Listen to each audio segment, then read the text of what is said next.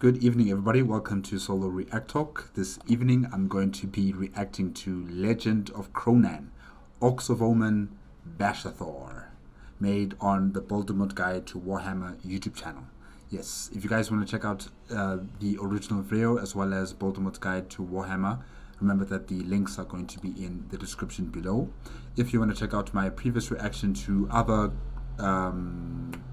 Legend of Kronan, yes, Kronan the Canon playlist, my reaction playlist card is going to be at the top right here. Yes. Last time with Legend of Kronan, Kronan has been learning how to become a void captain or admiral or war boss. Yes, a void war boss. Let me say that. He is beyond Aquilonia in terms of his influence, and he is gaining more and more traction in terms of orcs joining in on his horde or his war, and he needs more power. Essentially, he needs to solidify his authority. However, it seems that he's going to have new benefactors joining him. Well, I don't know if this demon or spirit is really joining him, but he's been given a mission by a spirit that claims to be part of Gorkenmork, and it told him to go and collect the sword called Haknien, the first chopper. Haknien is a very powerful blade that is able to cut through the materium and the immaterium world. So it's a very powerful legendary weapon that the orcs would see as a sign of legitimacy if it was in the hands of Kronan. I'm saying he doesn't really need the blade to show his authority and his worthiness of his title. He can already do that with his presence alone. He's a very big orc, and Tiddles, his squig, is a very big squig. So I don't think he needs a weapon to further solidify his authority. But this weapon is very powerful, and in order for him to get it, he will have to go to the orc homeworld of Ulanor, which has been renamed as Armageddon by the Imperium of Man, and it has been colonized by the Imperium of Man. So yeah, it's going to be a difficult journey for Kronan to accomplish in terms of finding this sword. I don't know if it's a sword or is it an axe. I'm not sure. But yeah, let's see what happens now in the next part, which is called Legend of Kronan, Orks of Omen, Bashtorr. Yes, let's start. 3, 2, 1, go.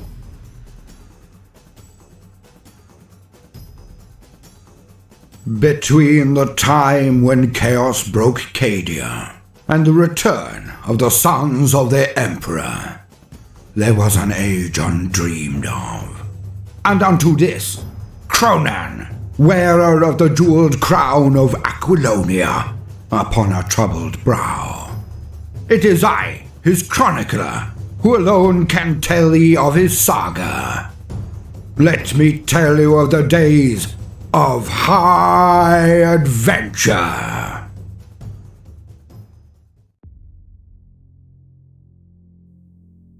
Where mesh the gubbins and the muggins to grind between their ever-chewy gobs the flesh and bits and soul stuff of the boys and the infernal.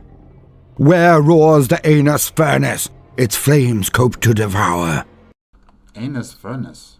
Its heat to take life with searing squittiness unto volcanic hot stuff with body bubbles that burneth. There does he find you, there does he see you. And in the seeing, does he know your heart, your behind, your backhand slice? There loiters Bashtorr, the arse-flame. The arse-flame. And crumping is his gift. Apparently you are part of Gorkenmork. I don't see it. You're just another demon to me.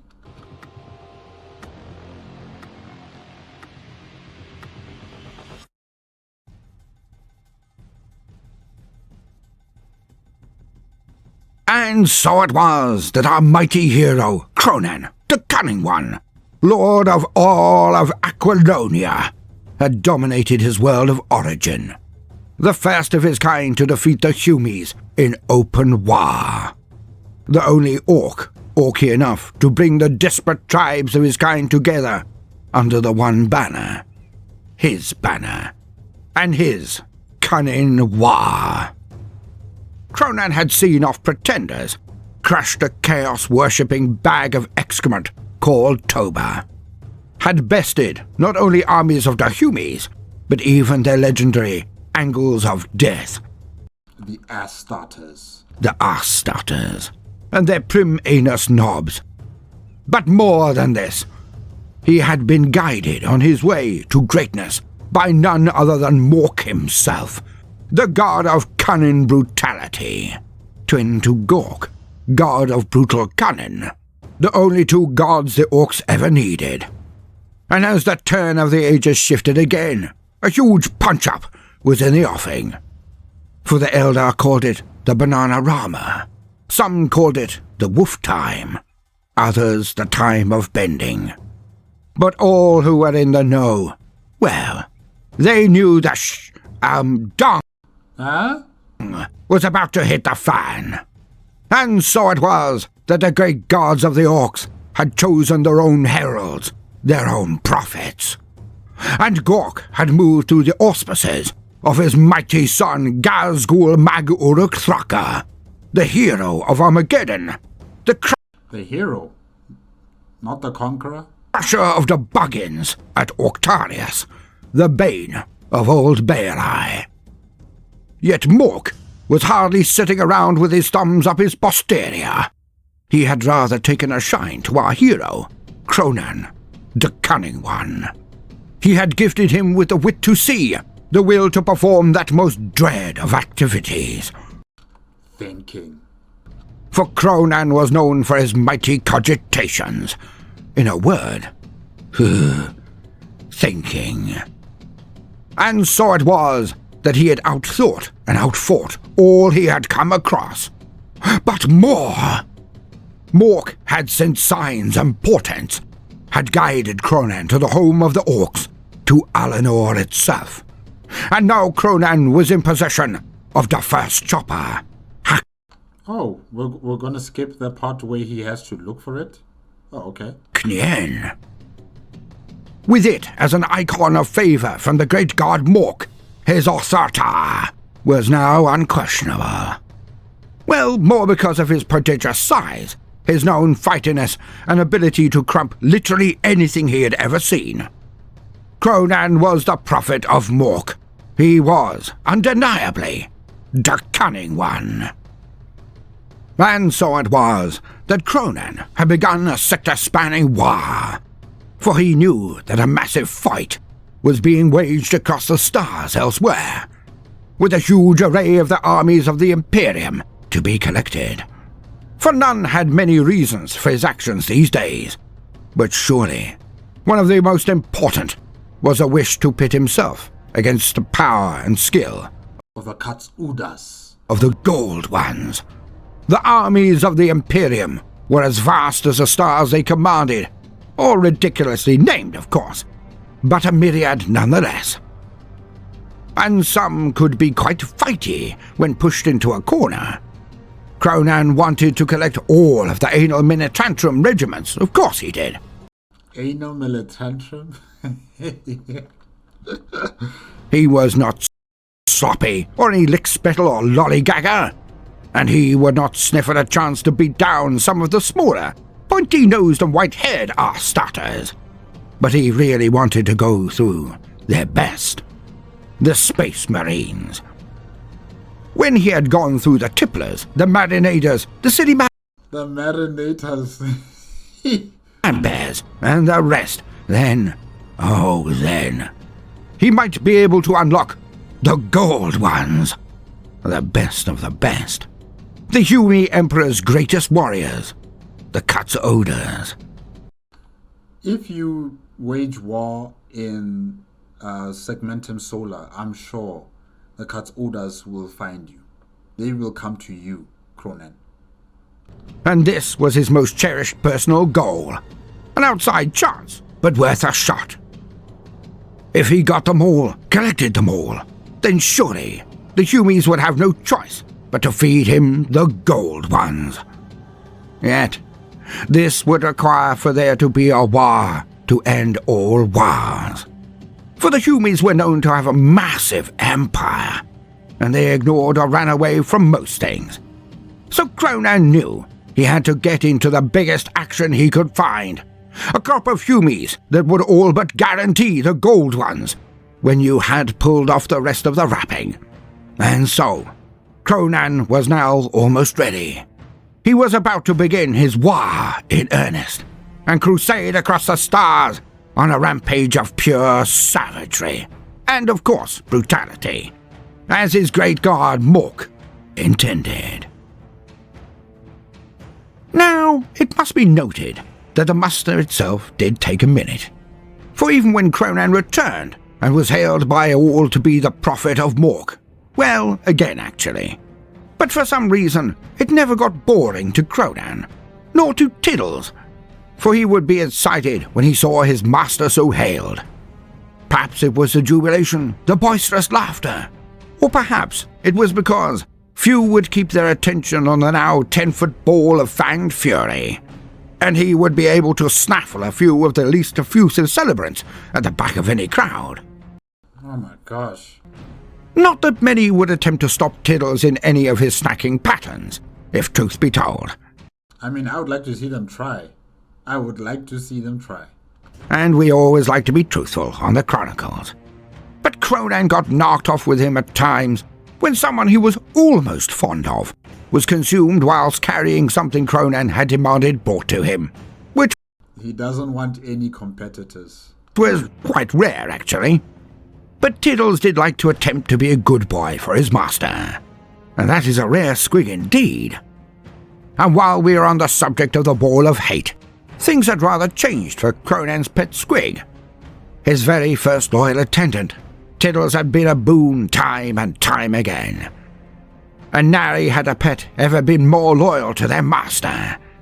And as Kronan had grown, not only in station, but also in girth and stature, so too had his pet. And as Kronan was now the largest orc anyone in this sector had seen, sans the mighty prophet of Gork, of course, Gazgul, thus too was Tiddles now enormous. And this had actually caused some problems, some issues. But then, most orcs found them amazingly amusing. Well, as long as they were not on the receiving end, of course. For Tiddles was now so prodigious in his volume that he was no longer able to traverse many of the corridors, crawl spaces, and avenues of the ships on which Kronan took him. Oh, that's unfortunate. So what now? Will he just be stuck in a pen until, they reach a planet's surface and then he'll be released? And this had led to a strange situation indeed. For as Kronan would be noticeably vexed if his pet was not present, or at least the boss of bosses knew where he was. Thus had it become for Tiddles and his own pet, Happy Len. Happy Len. To think that a squig has a pet. Wow.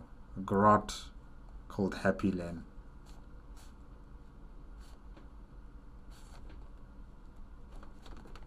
The poor grot was ostensibly the aid of Hippocrates, and actually really enjoyed working for the Pain Boy. Alas, this meant that he would be in the segments that Tiddles could not get to, and this had led to the squig getting pangs and loitering around regions that led to the confined Pain Boy's decks of the ship. And if Tiddles had to wait too long, he would either get very angry and go on a one more rampage that could slay scores, or would identify a proxy, a stand-in. And Tiddles is a psyker, right? If I'm not mistaken. So yeah, you can imagine all of that anger and frustration, and it has psyker abilities, and it calls its other squigs to its location. Because I remember that Tiddles has the ability to compel other squigs to follow him. So yeah, this ball of destruction is really dangerous. A grot, or even a full boy, would be adopted by the squig, but either when it did not perform as Happy Len would do, or when Happy Len finally materialized again, Tiddles would discard his proxy. Well, You mean eat? he discarded them into his stomach, was a more accurate statement. So now it became difficult for Len. Because all wished him to assist Hypocrates, of course. The Pain Boy was working miracles on the boys. But they far more wished to be saved from the predations of a very erratic and almost neurotic huge sphere of consuming, slathering, toothy destruction. Hence Len had much pressure on him to spend increasing time with Tiddles.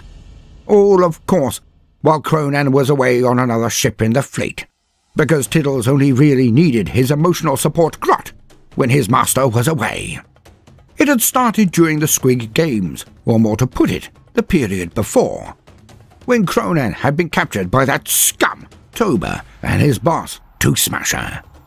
The Squig had fretted so badly that he followed Dacker von Smashhoven to the camp of the Speedwar. But we have already heard about these details in depth. Now, Tiddles did not seem to believe in the invulnerability of his master when he was not present. And Tiddles, being a squig, was not intelligent, but on some animalistic, squiggy level. He was all too aware of how he could not simply get to another ship if Kronan was in trouble. He's a clever boy. And he pined.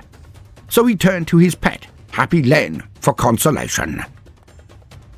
Now there did become a mild tension when some bosses wished Kronan would take less time visiting each new ship or flotilla that joined the gargantuan war. Well, after the right of first contact, of course. Of course. As we have discussed. All because of Tiddles. Then, of course, there was the other attendants pressuring Len. But Hippocrates was a big boss, and could be vile in his revenge if he required Len for a particularly important or fiddly process. Hence, he would release bowel-borer squigs across a ship if kept waiting too long, which was deeply unpleasant. Of course, when an embassage came to bring this up with Kronan himself, he quickly invoked the rule of 3 and began pasting them all. Oh gosh. Not a fatal beating, but a good roughing up for certain, and that was the end of it. Being brought up to Kronan anyways. Now to grots. As we all know, they had a particular import in Book 1, but such is the will of the gods. For all in the circle of Orky strife are of import in this tale, and effectively, this is a lore channel, so it behooves me to at least pass on some gems amongst the dross of my unrelenting verbiage. And so it was that the grots were now in a rather strange position, for the energies of the war had seen them balloon in numbers across the entire gathering, and the admirals of the fleets, the individual freebooter skippers too, all found themselves practically drowning in them. I wonder, is this the doing of Mork or Grok? You know, making the numbers of the grots to expand or to explode to such levels. And, you know, this is definitely a boon or an advantage for Kronan, because he consumes a lot of grots. Not just eating, I mean like for his experiments and for thinking, especially for thinking. He consumes a lot of them. So yeah, I think this is all in the advantage of Kronan. None really knew why the grots were so prolific under Kronan, for he seemed to be the only variant in play, and this led to rather unorthodox approaches to meet the scenario. And thus did Kronan consider the situation in a mighty cogitation. He cleared his mind, approached the deck he had arranged for this purpose exclusively. He opened the doors and went inside. For only he could tread these hallowed floors. Well, apart from a hand-picked corps of runt herds to replenish stocks. Not stalks, mind you. Yeah, stocks of one specific type of orc. Grots. As that was a definite no-no due to previous events. Stocks of grots only, capiche? And so it was that Kronan walked to the fire. Racks of writhing, sacred, thinking grot covered its walls and ceiling in cages. He pulled on, some pulleys, and a crop came down for him. He set to taking them out, still manacled in a chain, and spread them over a huge hearth before him. He looked into the fires and slowly roasted one by one as he absently tugged on the chain when one was spent. They were suspended over the fire by about 10 inches, actually, and he would use his idle arm to slowly turn them on the spit. The moaning, the screaming, oh gosh, the defiance was there. The ambience perfect. He could feel it, the cunning rising, and so he began to... I know I shouldn't feel sorry for them, but I do. I still do. think. The grots. Why? Why did they proliferate so much under his rule? Were they linked to it somehow? Were they the epitome of cunning? Not that he thought that exact sentence, but it was the general drift. Kronan considered the squigs, the snots, the squiggots, as he had been trained to do on his holiday. Then boys, knobs, and finally, back to grots. After searching his soul and mind for what seemed an eternity, he came to the same conclusion as he always did. Grots? They were necessary, but tantamount to useless the vast majority of the time. And then it hit him, like a thunderbolt to the side of the head. It was not the grots themselves that mattered. It was, as with everything else, what he did with them that counted. So, what are you going to do with them? Oh gosh. Kronan continued his introspection. He was onto something here. For had he not deployed them in so many ways? Origotmi, thinking, origotmi, and more. And it was clear to him now, finally. The grots were multiplying, as a gift from Mork. An abundance to be used. Yeah, I can see that, definitely. I also stated that that might be the reason why there's so many of them. Because in order for Kronan to think, he needs to consume a lot of these grots for missions, for campaigns, and yeah. And so it was that Kronan now knew that the morale-raising events he had brought in, Thinkmas, the Culls, cogitation, amusement, there could be no end to the use of the little terrors. For that was just one part of the loyalty he had garnered from all of the burgeoning war, as he had before on Aquilonia. Kronan had made an effort to know as many of his war as possible. They were loyal to him, even above their own bosses in many mobs. It was because of one simple fact.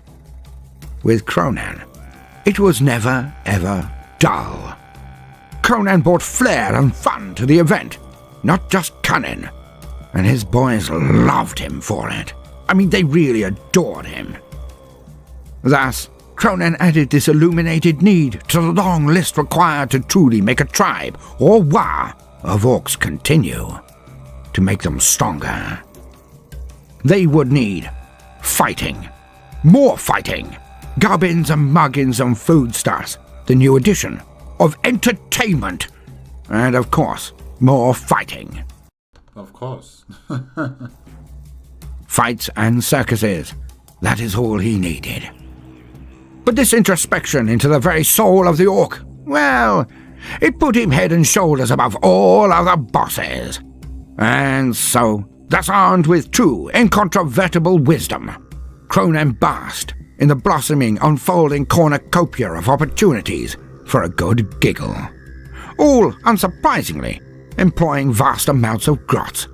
And thus, the entertainments began. With the grots? Now few of the Speed War's initial core tribe had been willing to state their protestation. Nor would it have done any good. But Kronan began his own Squig games, but used grots instead. His Oh my god, so it's grot games now? boys were far too precious. He needed them. Obviously, the trials were far more basic and easier to survive than the ones that had been the initiation of the orcs. But the carnage was a roaring success amongst the knobs. He added in widely advertised Squiggoth surprise events as well, which were possibly even more popular. And what are they gonna do? For Kronan always liked to see if he could now take many heads with the one swing, and so it was that he not only provided sumptuous enthrallment to his people, but he kept their war skills up too. For he ordered the teleporters to be used to send thousands of the diminutive greenskins into surprise visits to the Squiggoth holding pens. Of course, the Squiggoths were massive and generally gnarly at being confined on ships when they were used to roaming the plains of Aquilonia. And so it was that they were startled beyond conception. They probably killed a lot of these grots in those pens. When bright lights flooded their pens and hundreds of the blighters, the grots, appeared amongst them. Of course, the Squiggoths would rampage, stamping and goring entire phalanxes of the grots. And it could go on for hours as the Squiggoths hunted around their pens for any last grot. In this way, the Squiggoths also kept in shape, and the mech boys improved their accuracy and efficiency in using the dreaded teleporters. And Kronan was proud. Yeah, definitely whatever they're doing here is going to be a boon and a benefit for them once they begin their operations. Because this is training, essentially. You know, they're training with teleportation technology, they're training with the Squiggoths. The grots, not so much. You know, they're still just cannon fodder, a lot of cannon fodder. But yeah, all the main units that are part of this fleet or this orc war, are, you know, training themselves, preparing themselves for the next mission, I guess. But this was only the beginning, for Kronan also arranged inter-flotilla golf matches. Golf? Now, golf was a simple acronym for an incredibly rewarding pastime. It stood for Grot Overship Live Firing. Oh, the grots. Oh, gosh. What is it again? Grot Overship Live Firing.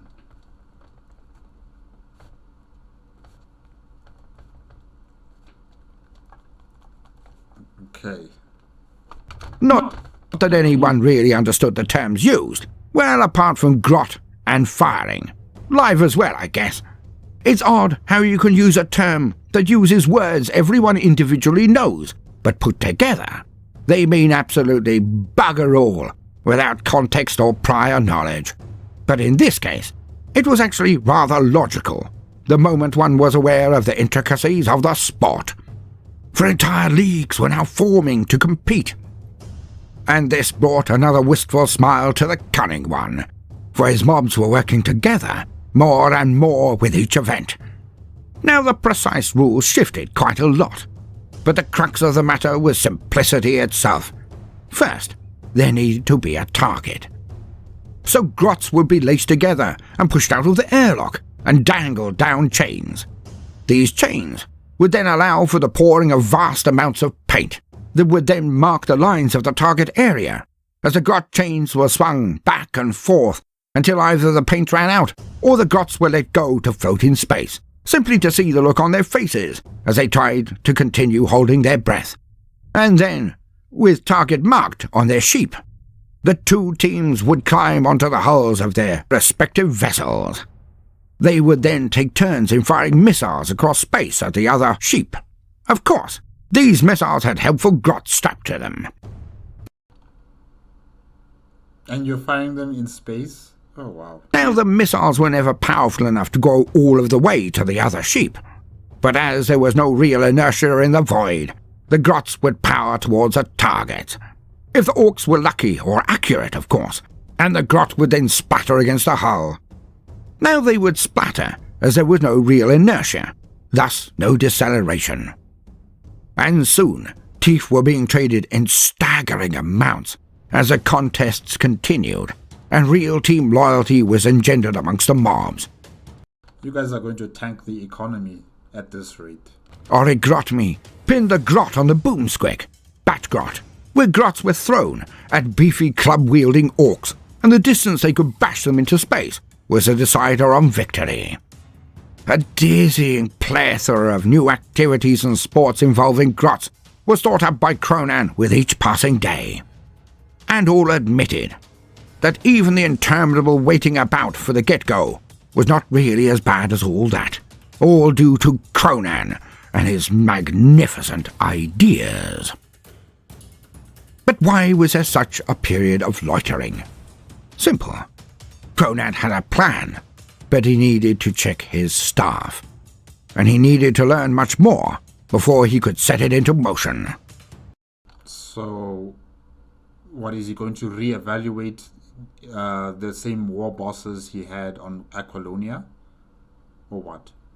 He needed the right orc to be in the right place at the right time. And so, Kronan had to get to know his admirals. Now, Kronan had always had a strong vein of nepotism in his allocation of tasks. He liked those he knew. Even Grinner the Backstabber was gifted with honours and responsibilities he neither had earned nor deserved. He keeps his enemies close. Treacherous worm. Yet Kronan did not really like to give tasks to those he did not like. Alas, he had hoped that Daka von Smashoven would be able to step up. But as wonderful as the Orc flyboy was in atmosphere, or even in void fighter conflict, he was simply pants when it came to anything larger. He was an Orc of speed. He needed the winds to be flowing through his hair squig, or to have enemies right in front of him to dance around in his acrobatic displays of aerial brutality. He was the best pilot any had ever met, ever witnessed, ever even heard of. But he was not fit to be a boss of the sheep of the line. Nah, he's a lone wolf. He's meant for the skies. He's meant to be in a fighter jet or in a Orc Star jet of some sort. I don't know what to call it, but fighter jets that are in space. Yeah, he's meant for that. He's not really meant to command battleships into space. I don't think so. Yeah. Let alone an entire fleet formation. And so it was that Kronan had to get to know the only two realistic candidates for the position, and an odd couple they were. Both had brought a thumping fleet of kill cruisers and escorts to the muster, but they were both oddies in the eyes of their lord, for they had to understand what Kronan had only just become aware of himself: the logs and sticks of war. Sidebar. Concerning war organization, logs and sticks. As the orcs always say, sticks and stones will break bones. Yep, that's it. So sticks were indeed important, and logs were the most fundamental to him now. Much as he despised it all, well, almost as much as a starving Dukari ghoul being forced to watch an entire collected special extended edition of the Care Bears or SpongeBob would. He knew the import of the movement of the many, the logs and sticks of it all. And Kronan's mind was dizzy with the complexity of it all. Luckily, if compared on a standard day with, say, a leader in near any other force that has ever existed in the long and quite horrific history of the galaxy, the orcs pretty much ran themselves when it came to a decent war. But even so, the vertigo-inducing reams of numbers, names, mobs, tribes, clans, freebooters and raiders under his direct authority, it was the stuff of legend. Now, any other leader of any of the other aforementioned forces would probably take a somber moment or potentially be haunted endlessly with the vast responsibility and dread weight of duty. Not Kronan. He is living in the moment, he is fun, and his orcs support him because he's fun. Leading so many could inflict on any normal sentient. Whereas Kronan, despite being the cunning one, was still an orc. So he tried to take it all in, and then arranged them all much akin to a child sorting out its smarties. Yet, when the moment to move out would come, he was all too aware and ready for the activity it would elicit. He had walked the sands of Alanor. He had breathed its gases, had choked on its odors. He was the chosen of Mork. He had the first chopper Hackney in. He was becoming. Well, bigger mainly. For Kronan now dwarfed war bosses, not 4 years ago he would have avoided. Oh, he would have enjoyed the scrap, nothing surer. But he would be perfectly certain of the result if it had come to it. Much like a yappy dog may growl from the safety of its owner's bag, but deep down it knows. If the Rottweiler truly wills it, both the owner and the widow Bow Wow are smears across the floor. You have a point there, Baldermort. You have a point. Only need bark too long and be too annoying. Oh, there would be joyous shouting and screaming. A true furball. But the result would have been foregone. And so it was that Kronan now stood at double their size. A gargantuan big boy of legendary girth and height. Does anybody want to greet Kronan? Many, he would have seemed more like a square of barely contained incandescent fury, retribution, terror, and determination personified in this demi-mountain of rippling orky muscle. But, in fact, for a boss of his stature, Kronan was quite svelte, really. Well, by orc terms, anyway. Oh, he could kill anyone in the war. But he was, for a butcher of so many, who led so many, to eat so many, he was fast and nimble. Again, for Goliath bioweapon of berserk unfettered slaughter. Anyway, it was evident to even Kronan that the more orcs there were, the more they seemed to organize themselves naturally. Yeah, it's part of your genetics. You know, it's when so many of you are close and together and cooperating, it creates the perfect storm. Everybody knows where they're supposed to be. Everybody knows who the war boss is. And, you know, there's stability in that. And the stability allows for a perfect war to sweep across a sector or a segmentum. And yeah, you guys can be devastating. Pecking orders were simple, and thus there was a cohesion that he had not expected. For the orcs, though even the cunning one did not know for certain why, had been seemingly made for war. The more serious... You guys were made to fight against the Necrontyr, yeah. The war, the less internal strife there was. Or at the least, there was a massive reduction in the squabbling at this stage. Buggered if he knew how long this would last. He knew that his friendly frolics with the Grots were also alleviating some of the tensions that would usually result from such a congregation of so many greenskins. But he needed, from his admirals, those who could understand the needs of leadership, the truth of logs and sticks, to near match his own. End sidebar. And so Kronan interviewed his prospective admirals, those who would lead his fleets when he was not present. More tedious meeting and greeting without eating, yet it was necessary. He had to know what he was working with here, because, being earnest or frank, depending on your preferences, he was not exactly bowled over by those available. The first had a meaty reputation, both in space, winning battles against many a Hume convoy and small flotilla, and on the land. Well, stations and the like, for he was notorious for causing bloody mayhem on shore leave. His devastation of so many reputable, or even thoroughly notorious drinking deads across the sector, had given him the epithet Admiral Hackbar. I remember you, Admiral Hackbar. Yeah. I watched a previous video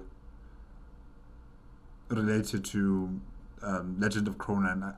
I'm trying to remember the name of the episode. I can't. But there were Eldar in that episode, and Kronan was heading to Ramalama Ding Dong. I think it's a planet. And yes, I've heard of Admiral Hackbar. Let me write it down. His name.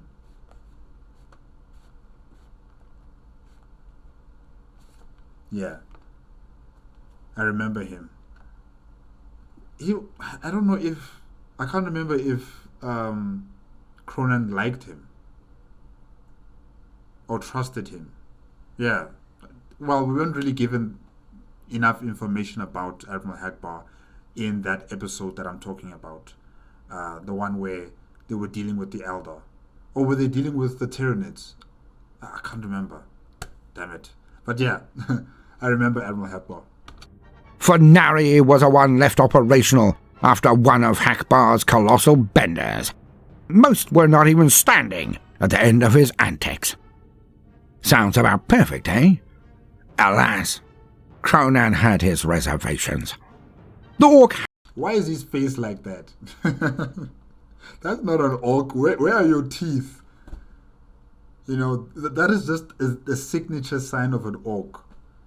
And you don't have them. You don't have your teeth. Your green skin is not green. It's this brownish bronze color. You have blue eyes. Since when do orcs have blue eyes? Or maybe they do. I don't know.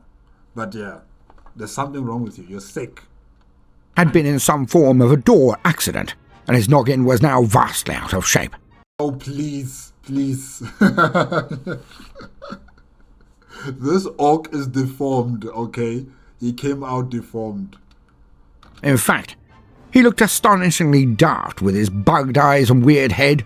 It seemed that he was captured in the moment the door slammed onto his head, and the wind must have changed, because his expression was always exactly the same now. Nor was Kronan really overjoyed with the name of Hackbar's flagship, the Gutless Wonder. The Gutless Wonder. My gosh, okay. Flagship. Now some had stated that this was a regional misunderstanding, a mistranslation, because where Hackbar was from, it meant that he had pulled the guts out of the thing and festooned them over his vessel like a champ. It was a term of grit, determination, and utter supremacy. Gutless Wonder. Right. Alas, to Kronan it sounded much like something Grinner might have called the boast. And this did not sit right with Kronan. Nor did reports that stated that the Admiral was rather paranoid. He saw lures and hidden ambushes everywhere. It's a trap! Neurotic is what some would have said, instead of merely paranoid. Well, they would have done if they were humies. The orcs just called him a bit of a wired one. Hence, this Admiral would have limited uses. Kronan just did not think he could count on the weird-looking oddie. But then, the other candidate hardly filled him with confidence either. Never seen outside of his garish tartan trousers, the shoutiest of all for light years around, or so it was said. Many in his freebooter fleet swore that they could hear him from a half a system away, vox or no vox. Is he a psyker? I mean, like a weird boy? He called him Grand-Mouth Tartan, a fearsome, stern, and surprisingly silent type. I think I've also heard of, what is it, Grand-Mouth Tartan? Yeah. Yes, I think I've also heard of him in a video that I've reacted to before. Tautan. Okay. What's the name of his flagship? He kept his mighty boar for his orders, and they were always shouted, like really loudly. In fact, Kronan was almost of a mind to challenge him to a battle of bawling. a long duel of epic proportions. Alas, the potential whining from bloody-eared judges this would generate put him off. Kronan fancied his chances mightily, but then Kronan had a use for this most stoic of orcs. Yes he did. Yet the Grandmouth was not exactly a charmer. He did not seem like he had the makeup in his character to be the kind that Kronan could really rely on either. I mean, shouting was an admirable skill, which seemed apt, considering the position for which he was being interviewed. But could he truly elicit the kind of loyalty and discipline that Kronan required from the bosses of his collective boasts? The only way you'll find out is when you go on missions and see how they operate. His multitudinous, stare-sheep fleet. And Kronan knew that this was possibly one of the most fundamentally important decisions he would make in the entirety of his life. For the Orky... Wait, Grandmouth Admiral Tartan doesn't have a ship? He doesn't have a flagship? Left in charge while he was either on a boarding action or a full invasion. They had to be trustworthy, able, and proper fighty. They had to know when to get stuck in, but also when to be cunning. For the biggest fight that they were attempting to gatecrash would be a thing of wonder. And only the truly gifted warriors amongst his people would thrive and bring victory to the war. But if Kronan had to admit it, which he didn't of course, but if he had to, then he also wanted to see two things from his boss of the fleets. Either gut-curdling fear of Kronan, yet resolved to anyone else, or a love of destruction so formidable, so insatiable, that they would toe the line as Dacamon Smashoven, or Madnut, or Gitsquisher McMurder had. For these orcs knew that by merely being in the comet of the Great One, Kronan, they would see battles the likes they had never dreamed would exist. They knew that his was a bloody path blessed by Mork himself, and he would take them on his journey to greatness. But could either Hackbar or the Grand Mouth fall into this rare niche, fighting enough to be useful, but not so much as to rebel, cunning enough to be effective with his methods of war, yet not so much that they would attempt to steal his mantle and his thong, the golden thong of leadership. So he needs war bosses, or should I say admirals, who will be in sync with Kronan when it comes to thinking, when it comes to doing missions, when it comes to organizing the orcs. But he also wants these admirals to be loyal to him and only him. And they should also be afraid, but also be loyal to Kronan, so that, you know, they don't think about stabbing him in the back. Good luck. But I know for certain that these two are going to be staying, because I've seen them already in a video pertaining to Legend of Kronan. So yeah, they will be here for some time. He had even heard now how the Emperor of the Humies had retrospectively copied him, and was presently napping on a mighty golden thong of his own. Kronan did quiz Madnut Krunkelstein on this one point, and the weird boy had confirmed it. The Humie Emperor could see into the future, is what was said. Hence, Kronan found for the next few days that he was oft bound to look about when taking a dump, just in case that odd Humie leader was watching him. He sees the future. He doesn't see you. I mean, you're in your personal space, or whichever space. He only sees into the future that would concern him, not anyone else's future. Kronan. But this passed when Kronan remembered he was the chosen of Mork, and anything that Rapscallion the Emperor could do, Mork could, irrefutably, do better.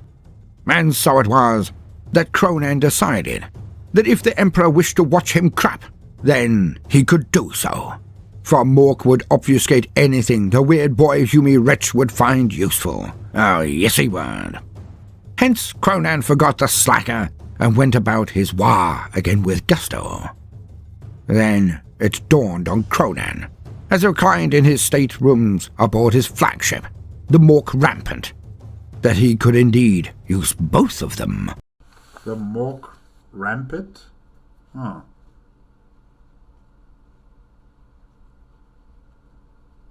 Rampant.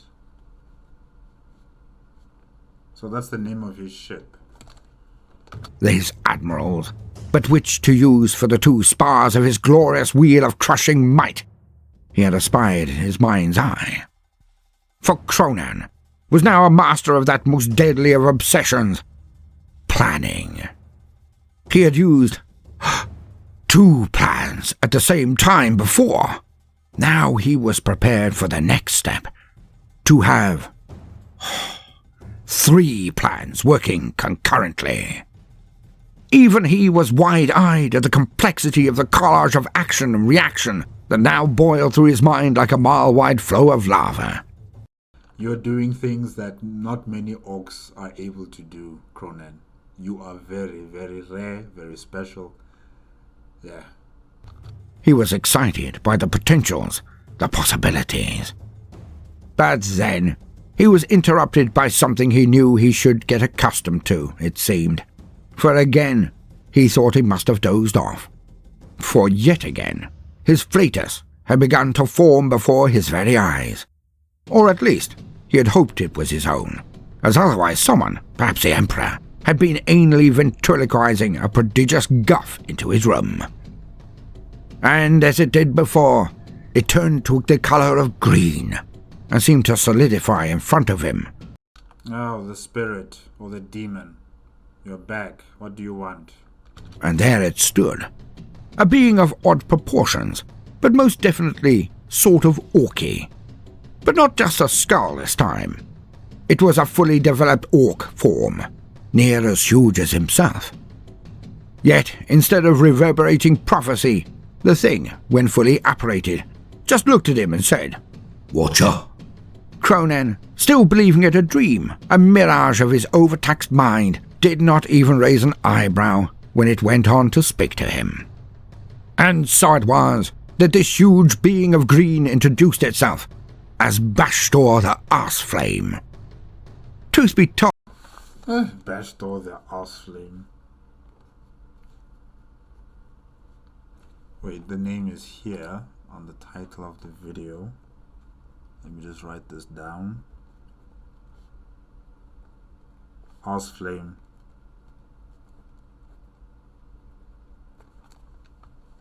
Okay. it was rather dramatic and annoying about the whole thing. It claimed to be a derivative being of Mork, or something like that. It claimed that once, millions of years ago, Ork did smack a rather thumper into the gob of Mork, yet Mork was laughing so hard at the last buffet it had dealt Gork, its mouth was still open, and the fist of Gork did strike the teeth of Mork, and one fell out. And this was Bashtorr. It was a... Lies. Lies. Lies. I don't believe you. a part of Mork, yet a part as well. Slowly at first, it became sentient amongst the warp, and then it wandered, kicking 7 shades of poop out of everything it came across, and it walked paths it cannot tell, until finally it found a way to cross from the dreaming into the real world itself. Back and forth it went over the eons, stabbing, grappling, punching, clobbering, nutting and butting its way across the many universes. It claimed to have spent time with Tusker on the field of war before the Bronze Citadel. It claimed to have been witness to the injury and subsequent healing of Gazgul. It claimed many, many things indeed. And the point where you start claiming a lot of things and talking a lot, now, that's not an orcish thing to do. That's not what orcs do. Now, this demon, you're not fooling me. Yet its true ability came from the torrents of power that came from its posterior. It was Bashtorr, the Arseflame. and it had good news to bring unto Kronan, for it had identified a plum job, a magnificent opportunity for them both. And Bashtorr claimed that it had appeared to Kronan before as the dramatically chatty flatus of his dreams. Bashtorr claimed to be what the cunning one required to defeat the forces of chaos, and that was Bashtorr's speciality, his motive force. His goal and reason to exist was to aid the cunning one, Kronan, in his quest. For it was the will of Mork. And as a sign of his worth, it wasn't. If Mork really wanted to help you, he would have done it. He would have spoken to Kronan directly. You know, he would have spoken to Kronan directly. Not send an emissary. No. As to be listened to, as a token of his power. Bashtorr proclaimed that he knew where Kronan could acquire a mighty beast to put to the very center of his war. A space hulk. A massive one.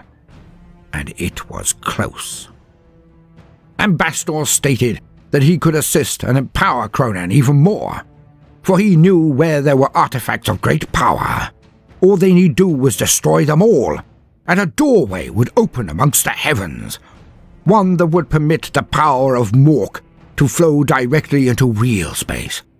You mean the power of the Chaos Gods? I don't know which Chaos God you hail from exactly. Maybe Nurgle, because you look green as well. No, maybe Slanesh. Yeah, Slanesh or Zinch. But I think Slanesh. Like Gork's grin, but more Morkish, was how he put it. And it would grant power unto the worshippers of Mork, most especially those who knew his great works. R.E. Kronan. Throughout all of this, Kronan realized he was not a kip, for the grots above him moved and circled as usual, but they did not attempt to burn or assail each other when their paths took them within flame range of each other, and in Kronan's dreams they always burnt each other, just as they would in reality if we were awake. And so it was that the grot stared gobsmacked down on Bashtorr, making it now irrefutable that this weird stuff was actually happening. Kronan even went as far as summoning his guard, who waited outside, and within 10 seconds, 20 mega-armored orc boys were making a semicircle around a spectral interloper. All trained their weapons on this Bashtorr, again, confirming its existence to their eyes as well as their lords. Sighing, Kronan nodded at the being and stood, allowing the seemingly orky thing to process before him to the bridge of Kronan's stair-sheep. There the mechs looked on, slack jaws dropping, drool cascading from their maws, as they viewed the odd orky being in their midst. Wow. Bashtorr strode to one of the controls, and then its fingers danced across the icons and keys they presented. And before anyone could say boo to a goose, whatever that was, there was a huge holographic display that had been sparkled into life in the middle of the room over what had, ostensibly, been deemed a nibbles desk. For the orcs, even the mechs, had not really known what the station was for, and the humies were so odd and inscrutable that only now did they fathom the use of the thing, which was probably a bit of a godsend, as otherwise they would have just shown reruns of the Squid Games on loop. So they didn't know what to use the holographic table for this whole time. Orcs. Yeah. Sidebar. The Squid Games footage. All in the Speed War had witnessed the unfathomably amazing orkiness of Kronan during the Squid Games, but now all could witness the sublime spectacle themselves. For it was said that weird lad, Chains Grond, Orc of Mystery, had been recording it all of the time the astonishing event had been progressing. Now some might ask where the hell the entry on Chains Grond had gone, promised over a year ago, or was it even 2? Time flies when you're a bit long in the tooth, you see. Hence, I can confirm that I did indeed start work on it, but then, like a mad snot, I plain forgot what I was doing in the whirligig of modern living, and so it was that the narrator defended himself and stated he would try to get it onto patrons soon, For it is surely not for the eyes of we snots and grots. Oh, no, it is not. But let us get back to the action, knowing that all orcs, even new ones who had recently joined the War, had basked in the unadulterated spectacle of the most orky orc possible, doing what orcs do, and doing it with style, aplomb, and of course, a healthy dollop of unfettered brutality. Sidebar over. Yet now the thing calling itself Bashtorr stood with arms wide, expecting some form of congratulatory hand-clapping or something. Of course, no. Who does that? No, man, you don't act like an orc, you don't sound like an orc, you don't look like an orc. One did. But what was illuminated was indeed a sight for sore eyes. Or fresh eyes, really. I've no idea why sore eyes are always picked for the viewing of miracles. Surely, if it were that special of an event, then even fully rested and clear gleaming eyes would be enough to experience the event. But I digress. And so it was that there, hanging in a system only a few short hops away, was a vast and dark shape in the void of space, which made it a bit difficult to make out in all its glory. But when the image closed on it, things became clearer, for all spacefaring orcs knew this sight, knew exactly what this was. And Kronan was then subjected to a tedious lecture from Admiral Hackbar, who was present because, of course, this was the bridge of the biggest ship. Guys, how do we know that that ship is unoccupied? What are those demons in there? Now it used to be twinned with the Admiral's own, and he had technically not given it to Kronan on his arrival, merely stated it was part of his host. But Kronan did like the Starsheep, or boast, and decided it was a worthy gift. Previously named the Running for Cover, it was indeed the sister ship of the Gutless Wonder, but Kronan renamed it as soon as he brought his flag across to it. Not that he had a flag in reality, but it's a nautical thing, naval, you know, the senior service as one nation calls them. Either way, it was now Kronan's. And either way, he had now been updated on the reality and possibility of the existence of a space hulk so close to his burgeoning war. There could be no delay, no second guessing, for a hulk was vomited out from the warp only rarely, and it could be gathered back into the warp at any time. And so it was that Kronan did not waste a moment even to cogitate, for he knew exactly what was transpiring here, as we shall see. But this Bashtorr the Arseflame had identified and thus given a mighty weapon of war to Kronan, and his mighty, war. To me, it just sounds like you're being used, Kronan. To me, really, it just sounds like you're being used, and I'm worried that the war is going to lose direction, and you guys are going to concede to chaos, like Red October. Be careful. I don't trust this entity. Now all that remained was to hoof it over a few systems at the head of an assault fleet, and take his prize before some greedy git beat him to the punch. Kronan had not said a single word to the being as of yet, and did not indulge now. He merely eyed it up a bit, then wheeled on his heels and stamped to the hatch. He barked a few orders and knew that within moments a segment of his fleet, if not the entire war, would be hot on his heels, and he wanted to be the first there. For every now and again, even the most loyal of boys could be led astray, and this was exactly the sort of temptation he did not want to languish in the sweaty palms of another for any moment of time whatsoever.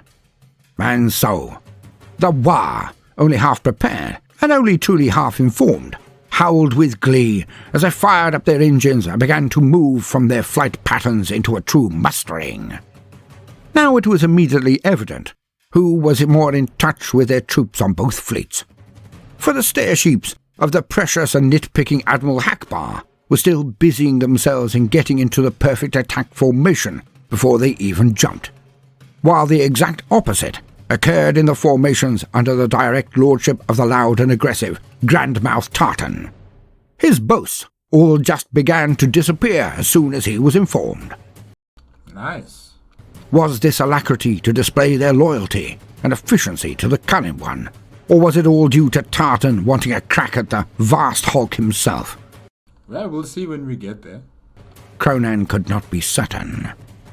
But he figured if the Grandmouth was prone to treachery, now was probably a better time to find out than in the middle of a shooting and ramming war with the Emperor's own venereal navy, or something like that. So Kronan barked orders that elicited a smartening up of Hackbar's fleet and precipitated a much swifter turnaround in their preparations.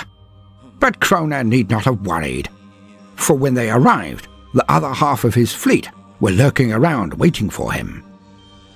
For it turned out that the Hulk was not the only thing in the system. Strange that the shining picture thing generated at the behest of Bashtorr, or hologram as we know it, did not highlight these additional pleasures, but such is life. Or that is what some might have thought.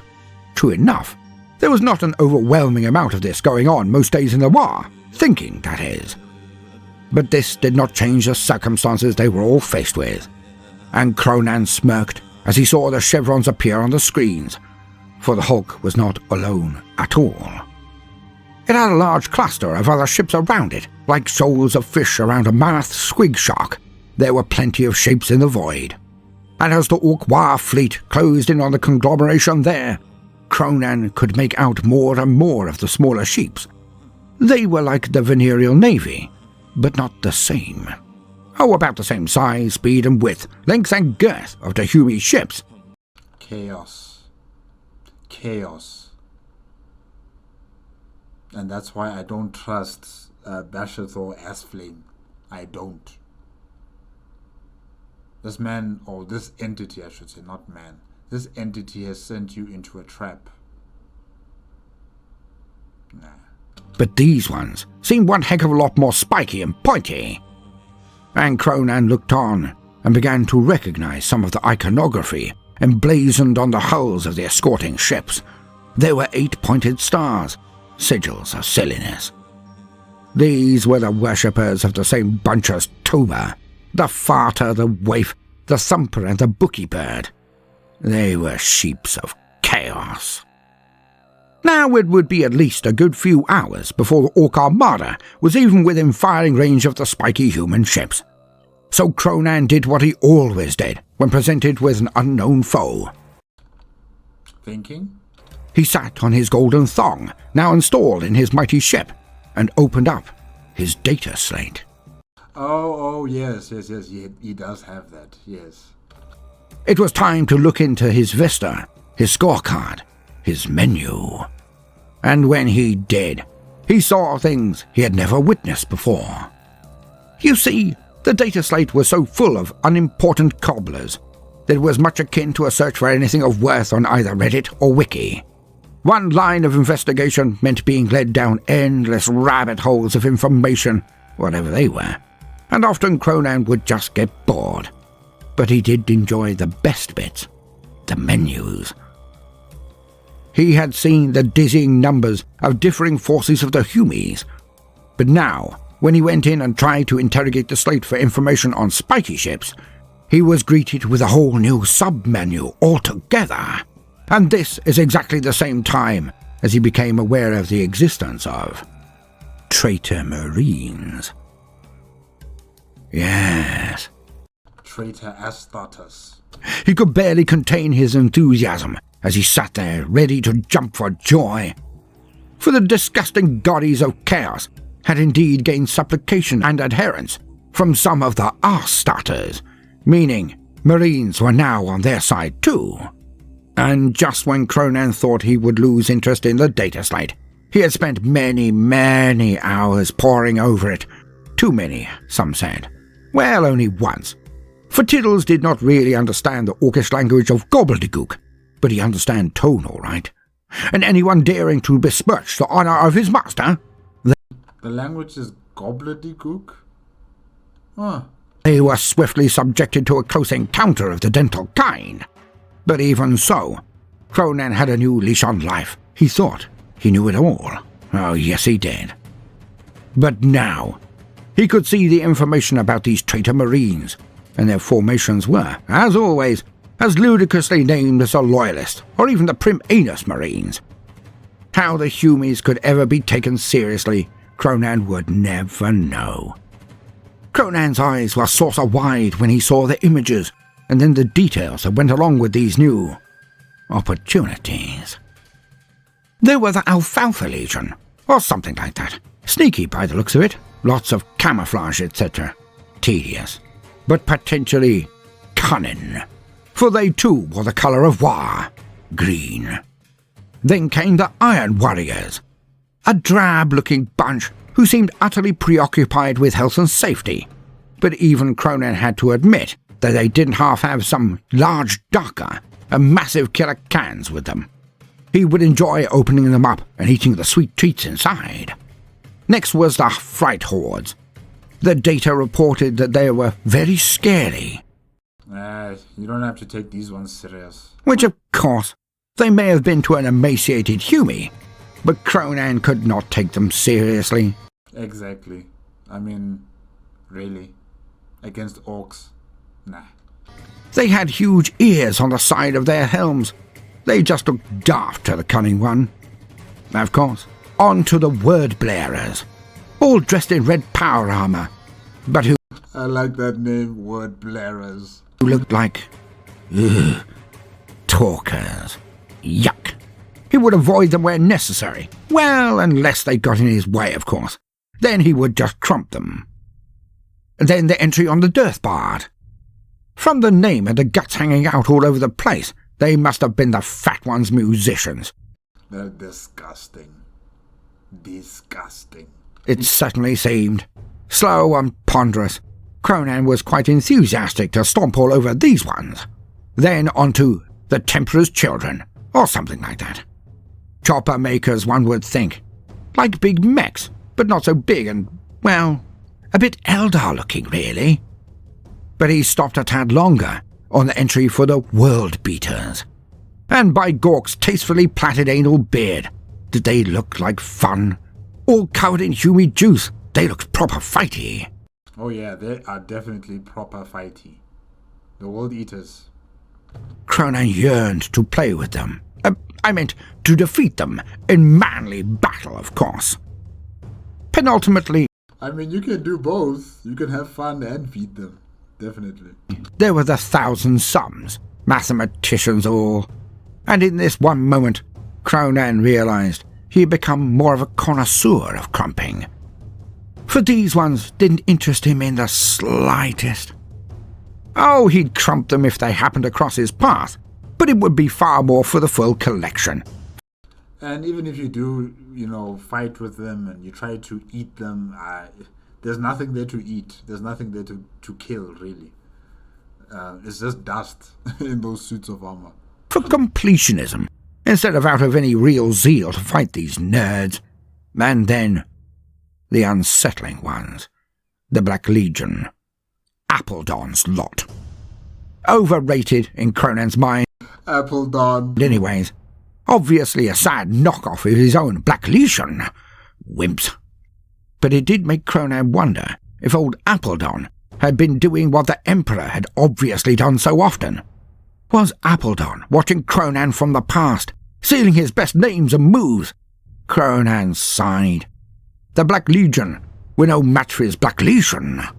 Of this he was pretty much certain, like 99.99 recurring on the certainty scale.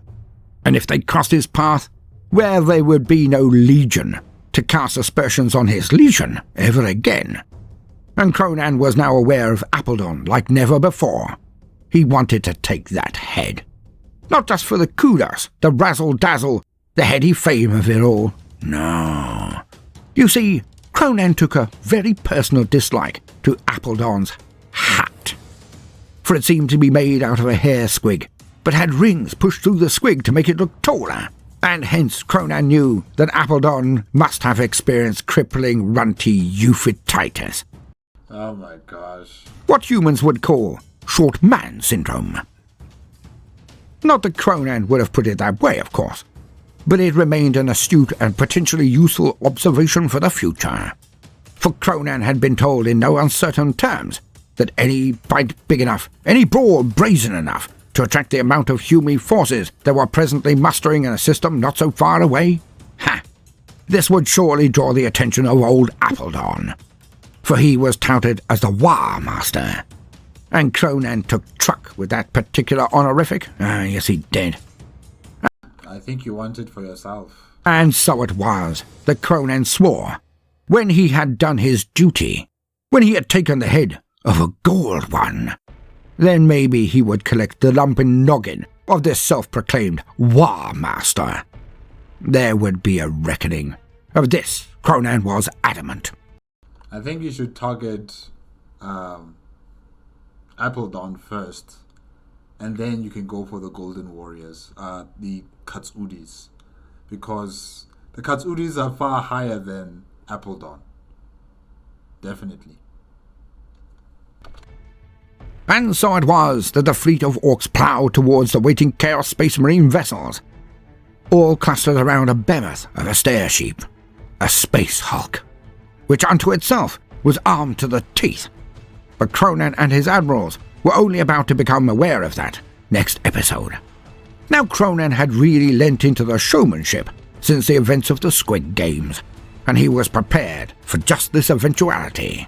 So, unlike so many others, he wished to at least appear fair, and that meant a draw.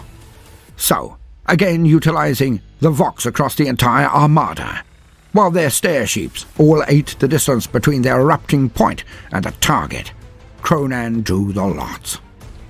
And before everyone, the 100 largest ships had all sent a grot head with their sigil on it.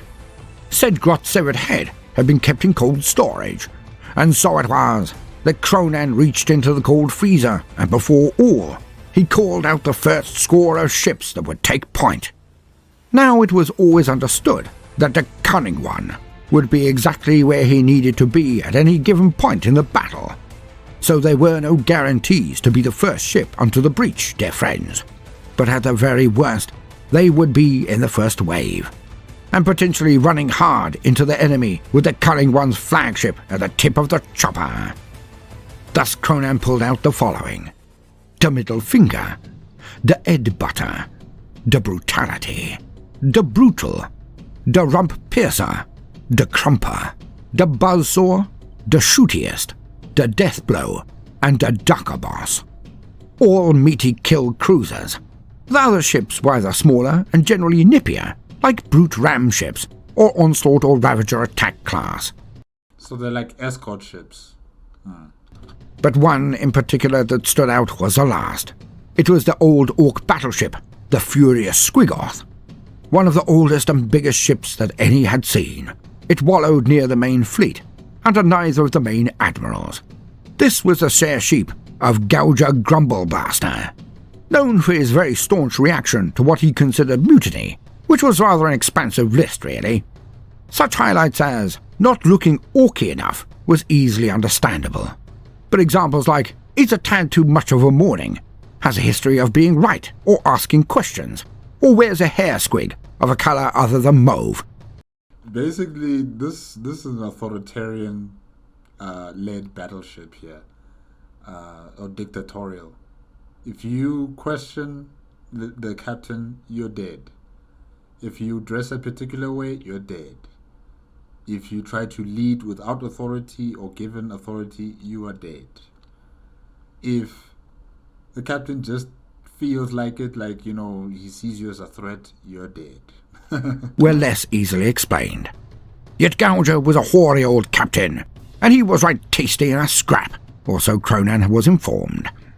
Now much of the fleet would take up position to prevent the Hulk from slipping away. Not that it was likely. A Hulk slipping away from you in the void is akin to standing next to a freeway and turning around one day to discover someone has pinched it.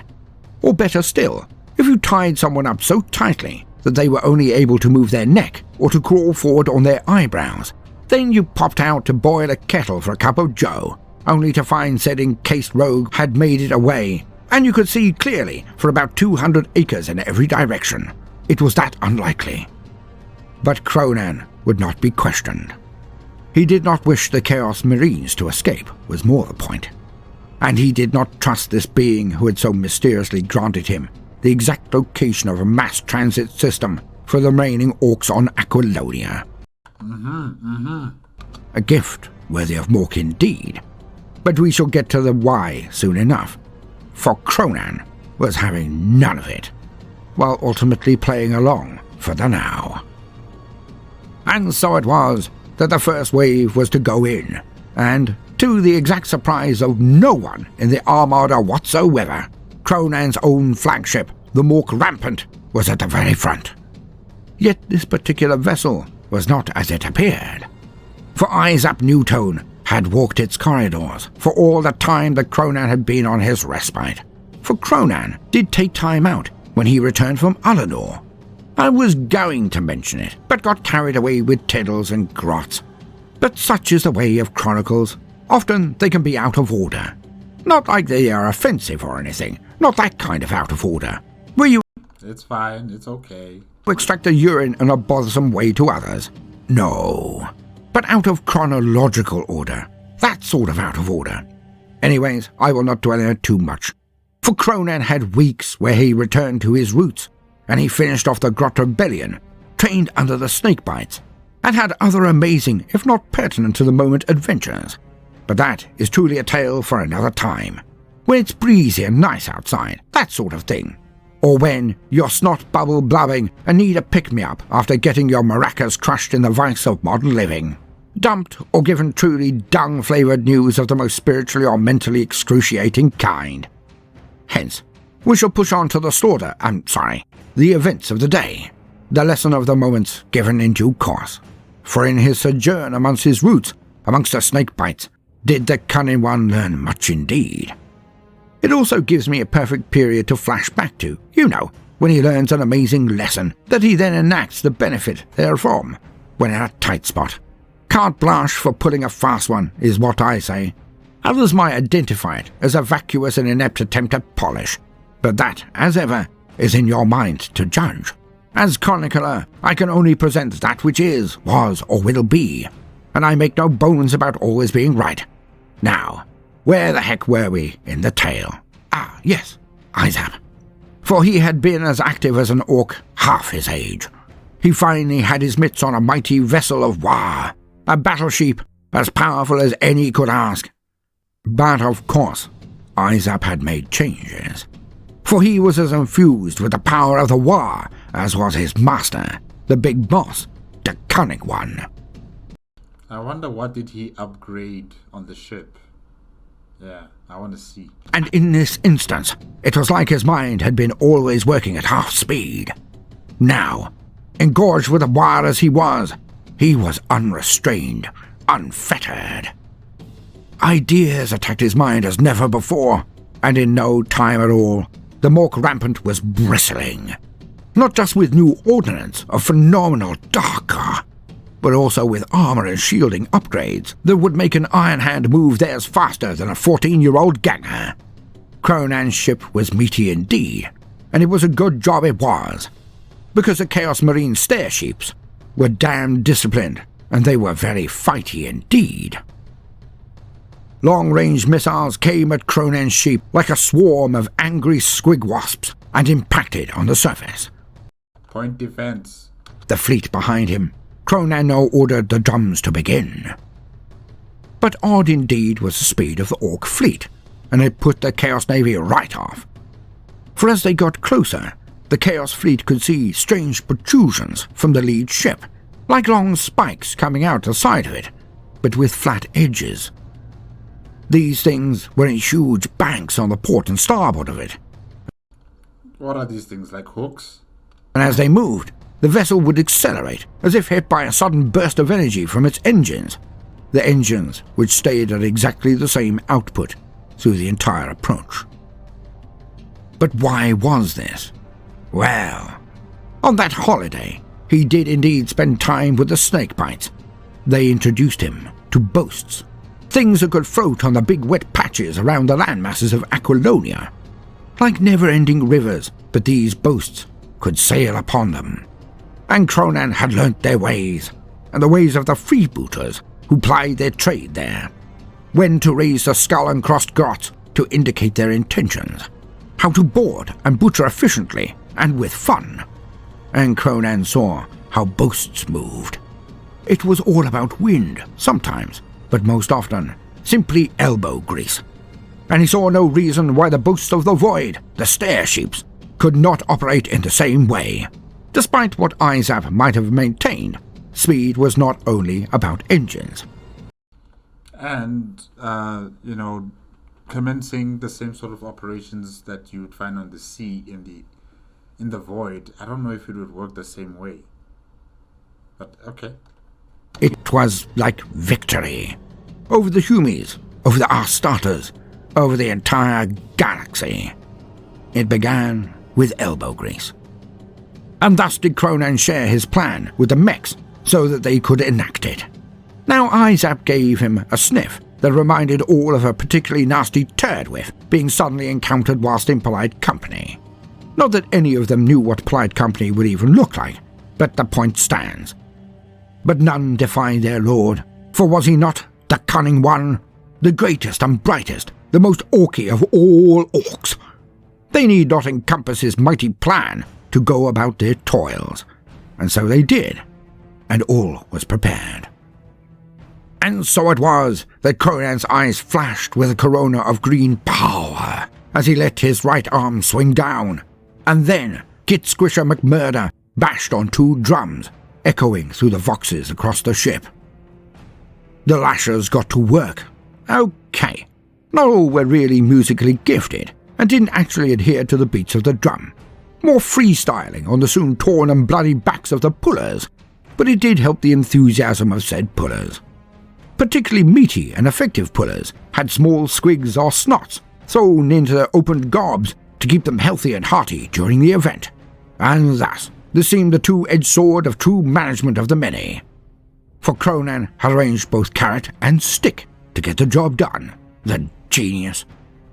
The pullers did indeed pull, on huge rods that attached to oars that stuck out of the side of the Mork Rampant, and with each pull of the oars, the sheep and all its escorts seemed to almost jump forward in their vector.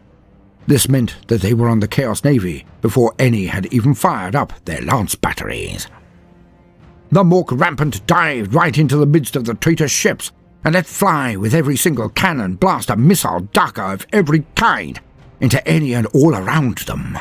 Alas, Kronan had made his first mistake, is what some might have said. For this was almost perfect, for what the marine ships believed was their forte. But today was not their day. For right behind the Mork Rampant was Gouger's furious Squiggoth. As the Chaos ships scattered out of the path of the Mork, the Squiggoth just ploughed into their keels in a line. Which faction do they belong to, these Chaos naval vessels? And broke through 2 before it required to fire a shot. Ram ships sprang out of the wake of the Mork and Squiggoth and pierced one grand cruiser in 2 places. Gouts of plasma discharged breathing from its wounds like dragon fire in the night sky. The Rampant Piercer, Crumper and Buzzsaw all flanked wide, coming in to try to swing behind and attack the Chaos Starships' rear-facing armor and their vulnerable engines. The Middle Finger, Brutal, Shootiest, and the Death Blow all swung over the top of the enemy fleet. The Ed Butter, Brutality, and Duckerboss swept under them. It was an attack far more directed than the Marines expected, by quite some margin. It seems Chaos also underestimates Kronan's war, just like the Loyalist forces, or should I say the Imperium of Man forces on Aquilonia. They also didn't take these orcs seriously until it was too late. And before they knew it, each of the Chaos ships were being boarded wholesale. As the Ork Ducker tore into them, teleporter arrays burst all over their decks, and amongst the main force to arrive were the Black Legion. The Orks deployed Kronan's Guard. Not that the Chaos Warriors were Black Legion, for they were not. These were not the highest on the list of opportunity, if I could be so bold. The word blurrers, yeah. They were not the world beaters, nor the death bard. They were word blarers. Now things were very meaty and splashy in the halls and dorms of the Wordblarer fleet. Bits lay about everywhere, for they were not premium grade boys, but they were still a dippy arse starters. And they can summon demons. Well, I don't know if all of them can. And some of them can also transform into, werewolf-like demon creatures. Yeah. No, not werewolf, but demon creatures. Yeah, just mainly demon creatures. Because they're possessed. They were deeply fighty indeed. But the issue arose when they started chanting and whining away to their goddies. And tears across their ship appeared, and very spiky monsters came out of them to aid the Blarers. And things seemed quite touch and go on one after another stair-sheep. Bashtorr now arose and stated he was about to get stuck in, and with that, he would appear on one sheep after another, clearing it of all demon types. They simply melted away when he boarded, and the greenskins could then redouble their efforts to take the sheeps from the Blarers. The fighting was exceptional, and everyone who came back from it proclaimed it a raging success. It really was a rare old time had by all. As waves 2 through 4 lurched in, the Marines were finished off, and now all that remained was the taking of the Space Hawk, that which Kronan had already named the Orks of Omen. But first, Kronan indicated to this Bashtorr that he wanted a word in private, and Kronan led him down into a large area. In private? A cargo bay of sorts. In a cargo bay? Uh-huh. Where Kronan had plenty of room to move about. For something had been niggling at Kronan from about 2 minutes after he had met this apparition who You're dead. Called himself a part of Mork. Something was not right. For the apparition had not offered, nor invited, elicited, or caused him a single fight. Not once did it even attempt to contend with Kronan's power, and he it. And that just shows that this demon is not part of Gork and Mork. So, how could he be of the gods Mork and Gork? And Kronan knew, with the certainty of a swimmer in a public pool, that over the session that they probably drunk about 3/4 of someone else's piss, that this thing was not of Gork, and certainly not of Mork. Or was it the other way round? No matter. And so it was that Kronan reached out, not just with his own meaty and quite stabby and rendy slabs of hands, but also with all the righteous wrath of a pure son of Mork, when tempted by a demon of another god, and he beat the living shit out of it. I mean, he really went to town. There was spitting, gouging, butting, pulling off of the silly wing things, a giggle when Kronan twisted the arms until they were barely connected. It had wings? And then slapped the screaming Bashtorr with its own flopping hands. He took its head under his arm and ran it at a wall. The thunderous clash broke both wall and head. Yet Kronan then leapt to the highest stairs on the bay, and then he swung and landed on the back of the being with his elbow extended. Kronan then picked up the tattered and dissipated, ragged, truly smashed apparition. WWE. And heard its last words. Well, almost.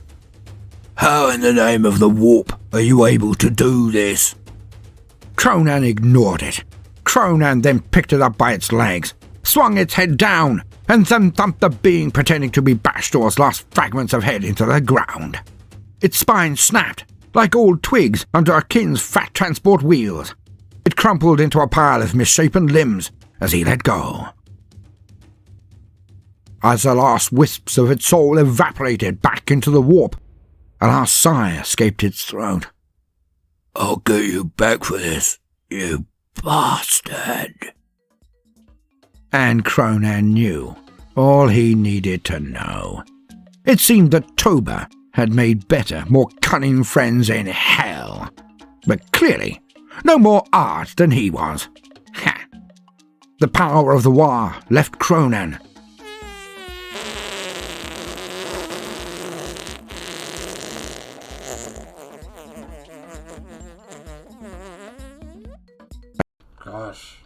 and his arms slowly stopped shimmering. Green, of course. Others might say his was a flatulent cacophony or symphony, released as he relaxed after a deed well done, and done well. But either way, Kronan was now knackered, as about 20 of his guards yomped into the room to join in the obvious fight that they had heard. Right into his blast radius. All looked even more green than usual, crestfallen at the lack of a rumble, but elated, of course, that their lord had triumphed once again. And so they mooched out, gagging.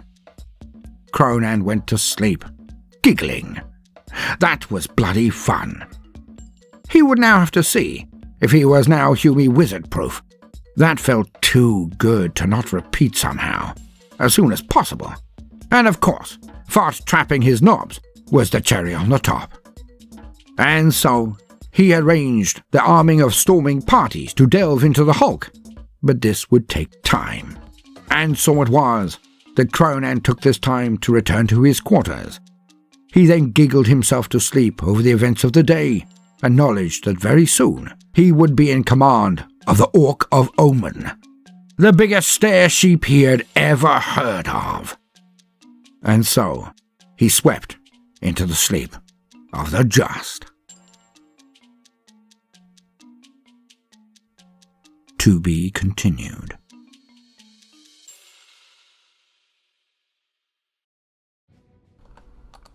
Wow, guys, that is it with Legend of Kronan, Orks of Omen, Bashtorr, made on the Baldermort Guide to Warhammer YouTube channel. Yeah, wow, new success for Kronan. He has a new battleship in his command, although it's going to take time for them to clean it up and make sure there aren't any booby traps or chaos influence on it. But essentially, he has one of the biggest ships in his sector of space.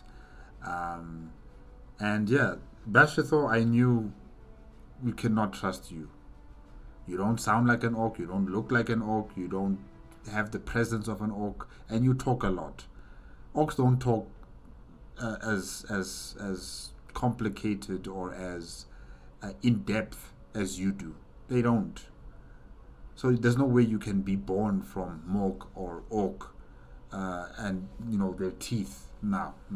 That storyline was just a whole lot of feces.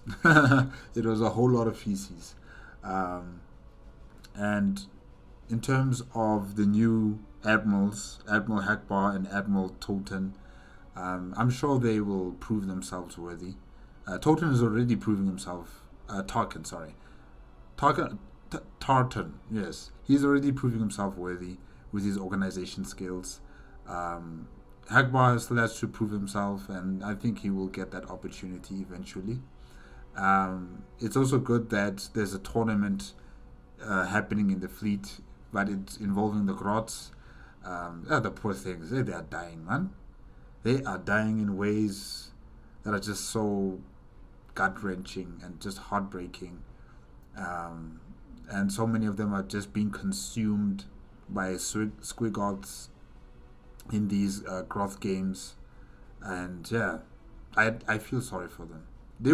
I would still kill one of them out of pure self-defense because, it's an orc. It would kill you if given the chance. But I do feel sorry for them in the situation that they exist in. In terms of Tiddles and the fact that he's grown so big, hopefully now that Kronan has a far larger vessel, he can finally walk around it. He won't be on what's the ship called? Mork Rampart. Yeah, he won't be on Mork Rampart anymore. He'll be on the Orks of Omen or the Ork of Omen, sorry. And it's far larger, and probably there's more space for him to, keep walking around and following Kronan wherever he goes. And yeah, we also got to focus on the chaos forces that are existing, and the ones that Kronan wants to fight and the ones he does not want to fight. It's completely understandable, because some of these traitor Astartes, yes, they are Astartes, but they're not really fun for orcs. You know, they don't really know how to have a good scrap. Unlike the word bearers, they know how to have a proper scrap. So, yeah, you would still fight them either way. It's just that he has his favorites, and the point where Kronan wants to take the head of what do they call him again? I forgot, but Abaddon the Despoiler, yes. Yeah, you can take that first and then you can target the golden ones. Because I still think that the golden ones are far more superior to Abaddon. I don't know if Abaddon has actually ever fought against a custodian before. If he has, in the comment section, you guys can tell me. But I don't think he has. And I think they're still more powerful than Abaddon the Despoiler, because Abaddon the Despoiler, at the end of the day, he is still just an Astartes. He's not something special. Yes, he's been empowered with the power of the warp, Chaos Undivided, but it's not like at the level of his father, Horus Lupercal. It's nowhere near that. So I think a custodian can still challenge and possibly defeat Abaddon the Despoiler. Yeah. Alright, guys, that is it. Remember, if you want to check out the original video as well as Baldermort's Guide to Warhammer YouTube channel, the links are going to be in the description below. If you like my reaction, give it a like, comment, and subscribe to my channel. Click on the notification bell if you'll be up to date with my latest videos. And I'll see you guys hopefully next week. Okay? Good night.